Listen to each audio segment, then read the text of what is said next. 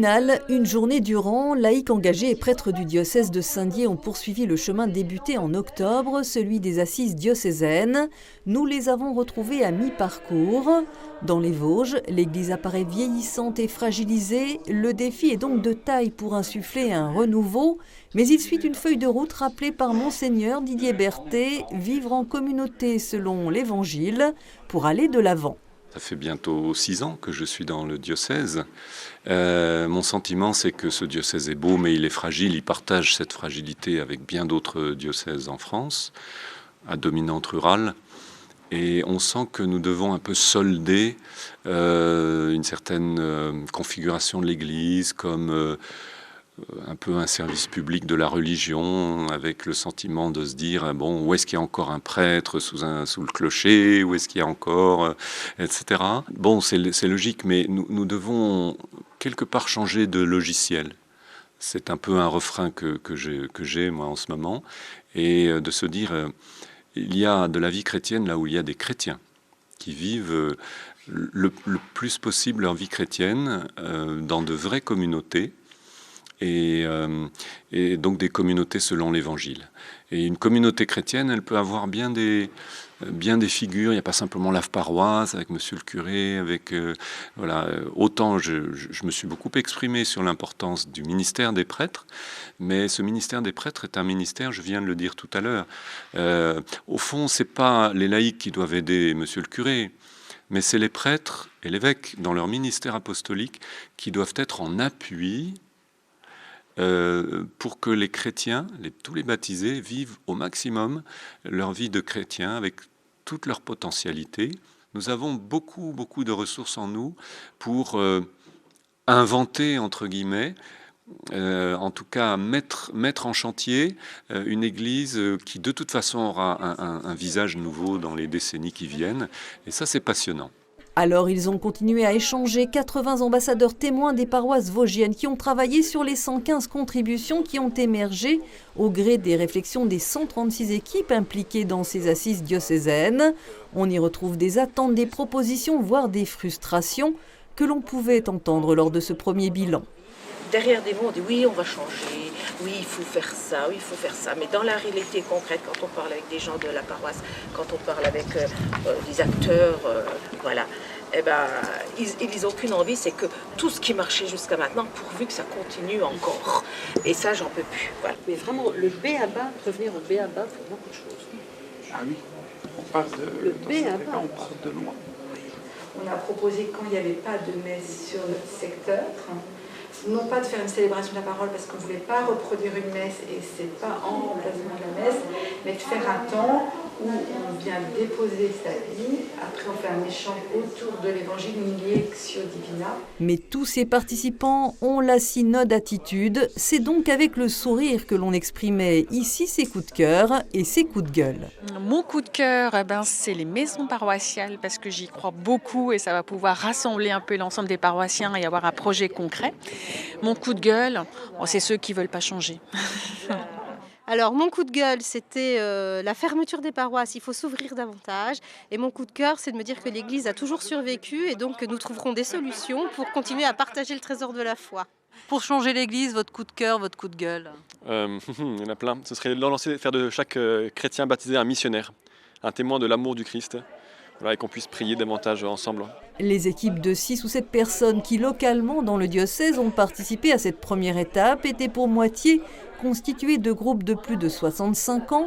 Il y avait aussi une dizaine de groupes de lycéens et collégiens, mais bémol, on notait la quasi-absence des 25-35 ans. Et surtout, très peu engagés. Très peu engagés. Ça me frappe beaucoup.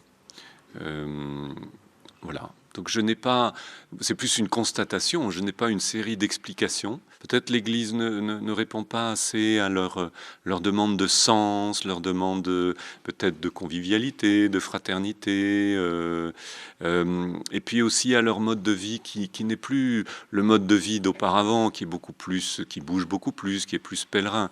Hein, on sent bien que notre Église, avec ses vieilles structures, elle est adaptée à un mode de vie qui était le tempo des sociétés société rurale où tout était beaucoup plus stable, beaucoup plus réglé. Et ça, chez les 25-35 ans, tout ça a volé en éclats. Une génération d'actifs pourtant incontournable. Alors comment parler de Dieu dans une société moderne, à ces usagers ponctuels de l'Église demandeurs de sacrements, mais que l'on ne revoit plus ensuite? Mais c'est une question absolument centrale. Lorsque je prépare quelqu'un au sacrement, que je le célèbre, est-ce que je fais un disciple?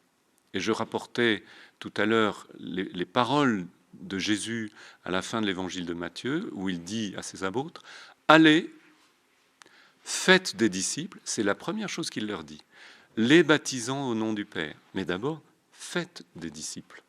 Et donc, la première mission de l'Église, ce n'est pas de baptiser, ce n'est pas de marier, même si les sacrements sont importants, c'est de faire des disciples. Alors comment être une Église à la fois qui accueille ces demandes de sacrements qui sont d'une manière ou d'une autre, toujours motivées par une certaine foi, une foi fragile et tout, mais voilà, qu'il faut accueillir. Nous ne pouvons pas être une Église qui se retranche comme une Église de purs, de gens qui... nous sommes là pour les gens, hein.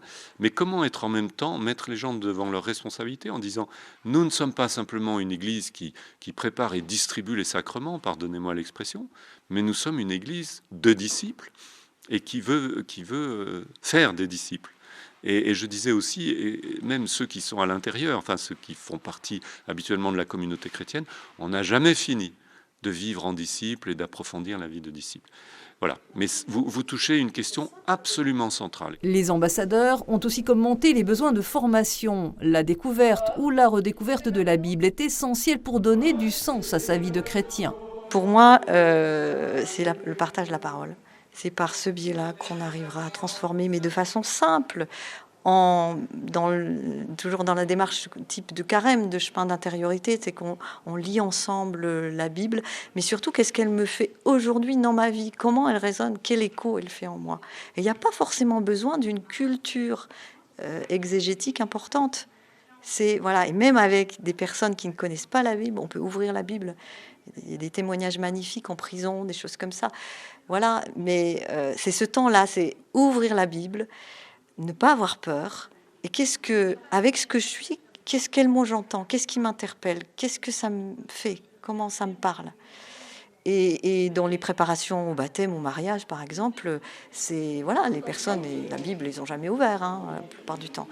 Et on entend des choses. Et ce qui est important, c'est que il faut qu'on sente qu'il y a un petit déplacement qui est fait, même si c'est un tout petit pas. Voilà.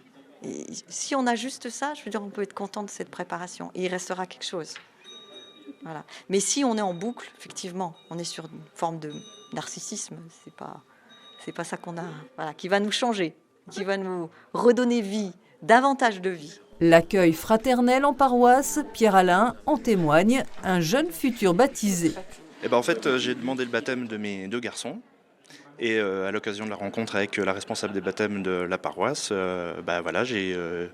j'ai dit que je souhaitais être baptisé. Et, tout de suite, j'ai été accueilli par la communauté et j'ai été très vite entouré pour préparer mon baptême. Ça me travaille, on va dire, depuis tout petit. Et par les expériences de ma vie, je pense que c'est comme une révélation. Je dis, le moment est venu. Et c'est vrai qu'on a une image de l'Église qui est fermée aujourd'hui, mais...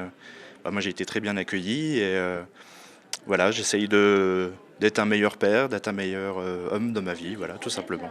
On retiendra aussi ces demandes pour des paroisses plus ouvertes qu'elles ne le sont déjà, où le service aux autres se déploie. L'évêque de Saint-Dié appelle cela se décentrer. Oui, en même temps, toute communauté chrétienne n'est pas un en soi qui doit se refermer sur elle-même. Nous ne sommes pas des communautaristes. Mais nous sommes des gens qui désirent vivre la communion.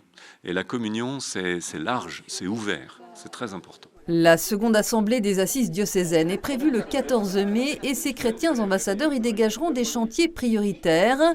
Mais on terminera ce reportage par ses souhaits, celui d'apprendre à prier tout simplement, de revisiter la liturgie du dimanche, de découvrir seul ou en fraternité la richesse de la parole de Dieu, comme celle de la Lectio Divina, cette lecture chantée des Écritures saintes, la liturgie des heures qui rythme la journée dans les couvents et les monastères, comme ici lors des Vêpres, l'office du soir.